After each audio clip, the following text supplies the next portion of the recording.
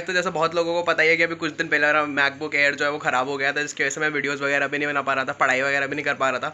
तो इसकी वजह से मैंने 15 अगस्त को एक्चुअली एक नया लैपटॉप ऑर्डर करा था।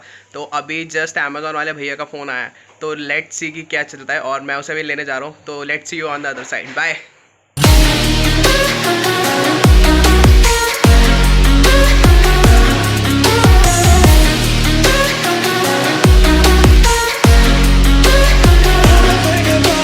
इस पैकेज रिसीव हो चुका है, अमेज़ॉन वाला पैकेज।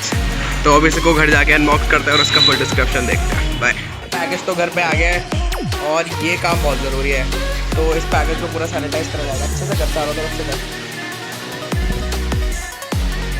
तो ये सैनिटाइजर स्प्रे से पूरे डब्बे को सैनिटाइज कर दिया जाएगा, क्योंकि कंपटीशन से ज़्यादा जान ज़रूरी है।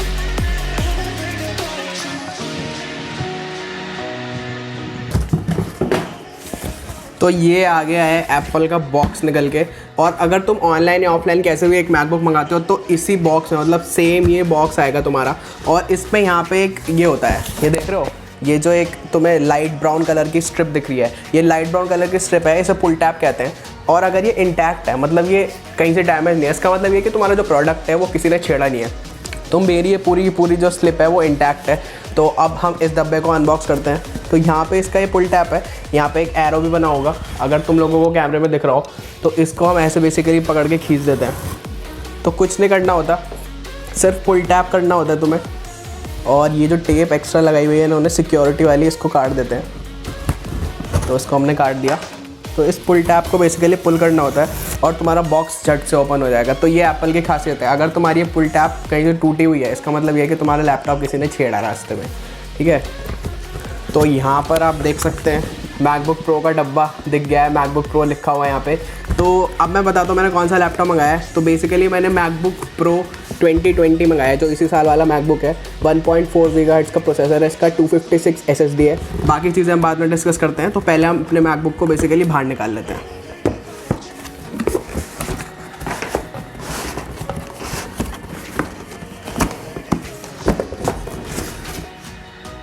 तो बॉक्स में बाकी कुछ नहीं है इस वाले में।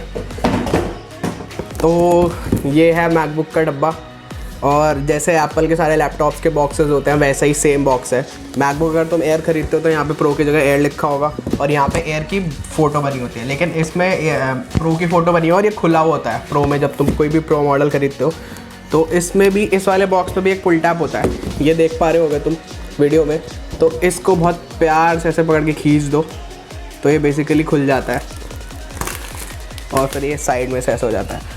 तो MacBook pro is here guys. ये हो गया मेरी प्रो मशीन, इस पे सारी कोडिंग होगी, सारी एडिटिंग होगी। तो लेट्स अनबॉक्स इट एंड सी।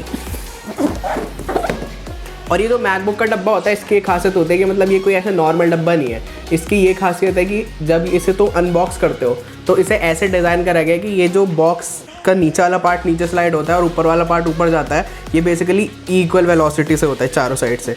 बहुत आराम से खुलता है ये डब्बा। ये नहीं कि एकदम झट से खुल जाएगा या फिर बहुत ही देर में खुल रहा है। पूरी इक्वल वेलोसिटी से तुम्हारा बॉक्स नीचे जाएगा और फिर खुलेगा।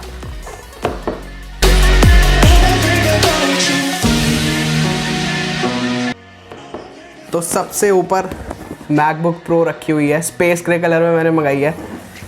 तो इसको अभी साइड रख देते हैं, देख लेते हैं कि बॉक्स में और क्या क्या चीज़ है। तो ये USB-C to C अडाप्टर है। इस लैपटॉप की सबसे बड़ी खामी ये है कि इसमें एक USB पोर्ट भी नहीं है, इसमें सिर्फ USB Type-C है। ये एप्पल की हमेशा से रही है कि मतलब नई चीज़ों की तरफ एडवांस करो। तो USB-A पोर्ट जैसे हम पेन ड्राइव वगैरह लगाते हैं वो इसमें डायरेक्टली नहीं लगा सकते, उसके लिए तुम्हें कनेक्टर लेना पड़ेगा। और सिर्फ USB-C है, इसी से चार्ज होगा, इसी से तुम अपने HDMI कनेक्ट करोगे, जो कुछ काम करना है सब कुछ इसी से होगा। और यहाँ पर है एप्पल की बुकलेट वगैरह, इसमें वारंटी की इन्फॉर्मेशन होती है और आइकॉनिक एप्पल स्टिकर्स होते हैं। और मैंने बाकी यूट्यूबर्स की वीडियो में देखा था तो ये इसके जो एप्पल स्टिकर्स निकल के आते हैं ये डिफरेंट है थोड़े। अगर तुम मैकबुक जब एयर खरीदी थी मैंने 2017, तो उसके जो एप्पल स्टिकर्स थे वो वाइट थे, लेकिन ये वाले एप्पल स्टिकर्स ग्रे हैं। क्यों? क्योंकि ये जो मेरी लैपटॉप है ये सिल्वर नहीं है, स्पेस ग्रे है, तो उसके कलर मैचिंग के बेसिकली एप्पल के लोगो मिले हैं। तो ये सब सामान को अभी साइड रख देते हैं। और फिर ये हमें यहाँ पे एक चार्जर मिल जाता है। ये 61 वाट का चार्जर है, मतलब अगर तुम मैकबुक एयर से अपग्रेड कर रहे हो तो उसका चार्जर की कैपेसिटी इससे कम थी। इसका मतलब ये है कि तो ये जो तुम्हारा प्रो है ये मैकबुक एयर से जल्दी चार्ज हो जाएगा। तो ये बेसिकली चार्जर है और ये देखने में भी उससे बड़ा है, मतलब जो मेरा पुराना वाला चार्जर है उसका साइज़ इससे छोटा है। तो ये बॉक्स के अंदर है, बाकी कुछ बॉक्स के अंदर नहीं है। तो ये सब चीज़ें हम वापस रख देते हैं, अभी बॉक्स को बंद करके रख देते हैं। तो अब आ जाता है मैकबुक की तरफ। तो ये बेसिकली मैकबुक प्रो गाइस, और अब इसे हम इसका ये टैप हटा लेते हैं।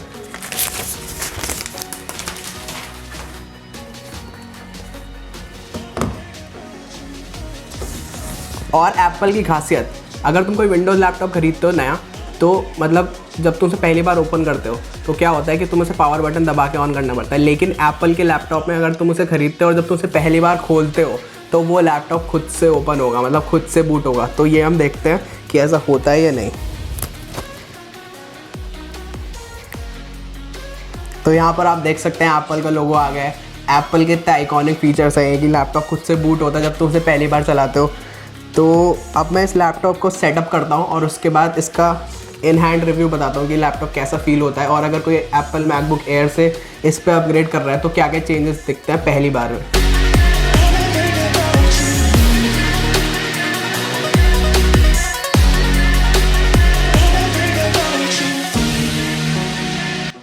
तो अभी मैं इसे सेटअप कर ही रहा हूँ। और मैकबुक एयर की जो डिस्प्ले थी 2017 मैकबुक था मेरा, वो बहुत ही ज़्यादा ख़राब थी इसके कंपैरिजन में। इसमें देख के तो मुझे ऐसा लग रहा है कि किसी ने पिक्सल्स घुसा दिया इसके अंदर। तो बेसिकली जो मैकबुक एयर की डिस्प्ले थी वो बहुत पुरानी 2010 के टाइम की डिस्प्ले है और वो तब से वही चलती आ रही है, उन्होंने कोई अपग्रेड नहीं करा उसमें। लेकिन इसमें एप्पल की आइकॉनिक रेटिना डिस्प्ले है मैकबुक प्रो में। तो इसकी खासियत ये है कि मतलब तुम्हारी आंखों पर बिल्कुल भी स्ट्रेन नहीं पड़ेगा, नाम से ही पता चलता है कि रेटिना डिस्प्ले है वो। और इसमें एक और चीज़ है, ट्रू टोन एक नाम की टेक्नोलॉजी है इसमें। जैसे अगर तुम्हारे कमरे की लाइट बहुत ज़्यादा ब्लूइश हो रही है तो ब्लूइश लाइट में क्या होता है कि डिस्प्ले जो तुम्हारे लैपटॉप की वो वार्म होनी चाहिए, मतलब तुम्हारी आंखों पे ताकि कम फर्क पड़े। तो ये कमरे की लाइट के हिसाब से अपनी जो वार्मथ है डिस्प्ले की उसको बढ़ा देता है, और अगर तुम्हारी वार्म ही है लाइट तो वो उसके हिसाब से अकॉर्डिंगली ब्लूइश टोन्स एडजस्ट कर लेता है। तो ये ट्रू टोन टेक्नोलॉजी है इसकी।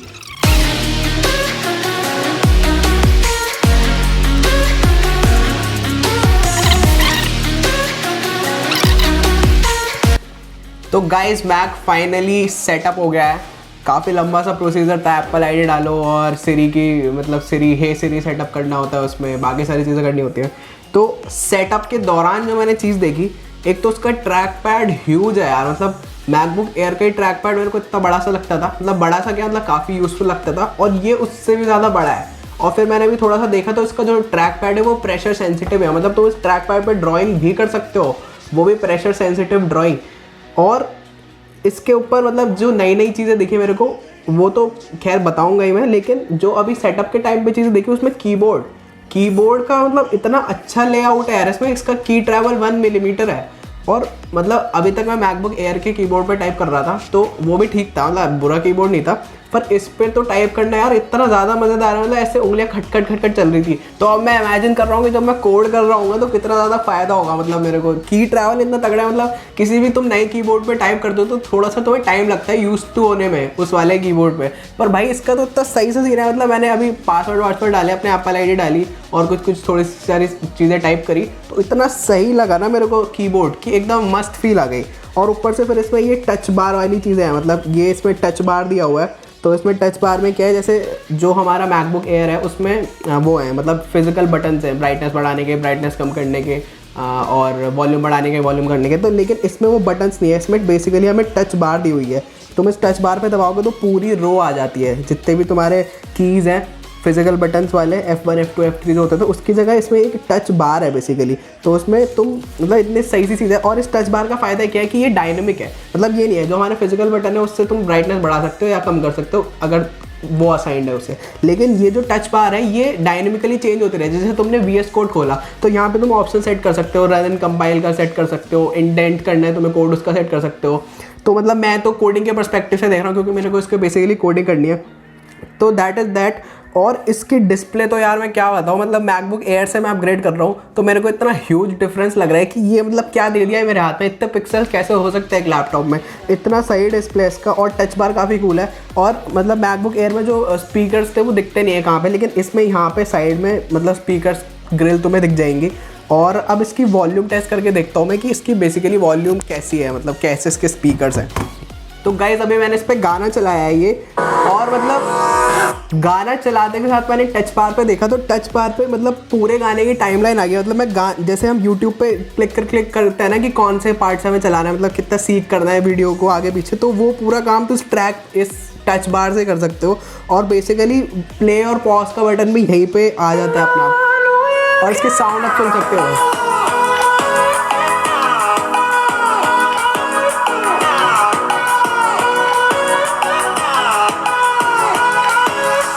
तो इसकी मैंने साउंड टेस्ट करी और मैकबुक एयर से डेफिनेटली इसकी साउंड बेटर है, लाउडर है, और इसका मतलब एक आवाज़ में जो वार्मथ होती है, मतलब एक पूरी ओवरऑल जो क्वालिटी होती है आवाज़ की, वो मैकबुक एयर से ज़्यादा अच्छी है। मैकबुक एयर का स्पीकर मेरे को इतना ज़्यादा बढ़िया लगता था, मतलब कोई भी विंडो लैपटॉप मैंने जितने भी चलाए हैं अपनी ज़िंदगी में, किसी का स्पीकर मैकबुक एयर से मैच नहीं लेता था, और ये तो उसका भी बाप है। मतलब इसकी आवाज़ उससे ज़्यादा बेटर है। और टच बार तो यार मतलब इतनी मज़ेदार चीज़ है, मेरे को समझ नहीं आता लोग इसकी बुराई करते हैं।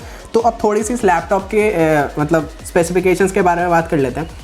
तो ये मैकबुक प्रो 2020 13 इंच मॉडल है, और इसके बेसिकली 2 प्रोसेसर वेरिएंट्स में आता है। एक तो 1.4 गीगाहर्ट्ज़ पे आता है और एक आता है 2.0 गीगाहर्ट्ज़ पे, ठीक है। तो ये बेसिकली 1.4 गीगाहर्ट्ज़ वाला मॉडल है। 1,22,990 का तुम्हें अमेज़ॉन पे मिल जाएगा, लिंक दे दूंगा मैं अगर स्टॉक में हुआ तो। मुझे खुद बहुत मुश्किल से मिला है, क्योंकि मतलब इतने ज़्यादा आजकल जूम वगैरह पे काम चल रहा है, ऑनलाइन चल रहा है, तो जैसे कोई भी मैकबुक स्टॉक पे आ रही है वो मुश्किल से 6-7 घंटे टिक रही है और फिर आउट ऑफ स्टॉक हो जा रही है। तो ये मेरे को काफ़ी मुश्किल से मिला, लेकिन मैं फिर भी लिंक डिस्क्रिप्शन में दे दूँगा। तो ये मैकबुक एयर मैकबुक प्रो 2020 है, 1.4 गीगाहर्ट्ज़, और इस वाले मॉडल में हमें दो यहाँ पे USB-C टाइप पोर्ट्स मिल जाते हैं। इधर की तरफ इसमें बेसिकली कुछ नहीं है, इधर की तरफ सिर्फ एक ये ईयरफोन जैक है, और नीचे की तरफ नॉर्मल जैसे एप्पल का होता है बेस वो है, और सामने की तरफ इसमें एप्पल का ग्लोइंग लोगो नहीं है जैसे मैकबुक एयर में था ग्लोइंग लोगो एप्पल का। वो यार बहुत ही प्यारी चीज़ थी, लेकिन अब वो मिस करूँगा मैं, क्योंकि वो एक आइकॉनिक चीज़ थी कि मतलब जैसे तुम्हारा लैपटॉप खुलता है पीछे से एक एप्पल का लोगो जल जाता है, लेकिन इसमें ऐसी चीज़ नहीं है। इसमें सिर्फ एक सिल्वर यहाँ पे एक डायग्राम सा बना हुआ है, और वो मतलब उसमें लाइट वाइट कोई नहीं जलती है। तो ओवरऑल इन हैंड फील काफ़ी ज़्यादा प्यारी है इसकी, कॉम्पैक्ट तो ये है ही। और अभी मैं इसका फिंगरप्रिंट सेंसर टेस्ट कर रहा था, तो तुम्हें कैम नंबर 2 में शायद दिख रहा हो, तो यहाँ पे मैं इस वाले कैम 1 में दिखा देता हूँ कि अगर मैं अपने लैपटॉप को लॉक करता हूँ बेसिकली यहाँ से, यहाँ पे एक लॉक स्क्रीन का फीचर है इसमें, जैसे मतलब जैसा हमारे कंप्यूटर्स में होता है। तो यहाँ अगर कंप्यूटर तुम्हारा लॉक्ड है, मतलब मैक लॉक्ड है, तो यहाँ पे लिखा हुआ जाता है basically unlock with touch ID. तो जैसे तुम टच आईडी को छूओगे तुरंत अनलॉक हो जाता है। तुमने देखा होगा कितने ज़्यादा फास्ट तरीके से लॉक हो गया है। तो ये भी मेरे को काफ़ी ज़्यादा सही चीज़ लगी। अब मैंने दोबारा से लॉक कर दिया, दोबारा दिखाता हूँ कि अगर मैं सिर्फ दबाता हूँ एक बार बटन तो मेरा मैक जो है अनलॉक हो जाता है। तो इसके फिंगरप्रिंट सेंसर की स्पीड बहुत ज़्यादा है। तो दोस्तों यही था इस वीडियो में, मैक पूरा अनबॉक्स हो गया है। मैंने अपनी इन हैंड फील बता दी मेरे को कैसा लगा।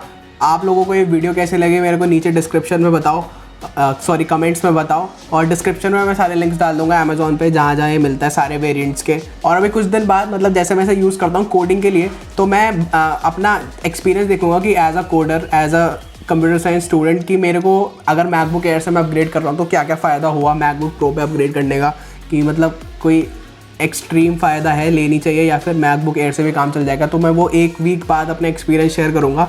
तो that's it for the video guys. I hope कि तुम्हें पसंद आई होगी। लाइक कर देना, सब्सक्राइब कर देना। तो जय हिंद, वंदे मातरम।